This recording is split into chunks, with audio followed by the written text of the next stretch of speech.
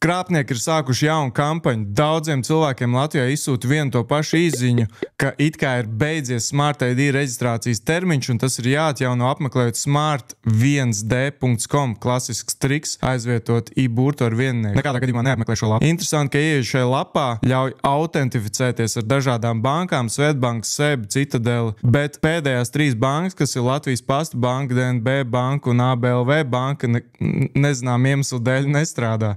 Bet pirmās 6 bankas gan strādā, un ja tu tur ievadīsi savus datus, un lapas, starp citu, ir ļoti līdzīgas īstajām lapām, tad tie tiks aizsūtīti krāpniekam, krāpnieks tos ievadīs īstajā bankas lapā, un ja tu apstiprināsi šo autentifikāciju, tu ielaidīsi krāpnieku savā kontā. Ko viņš darīs tālāk?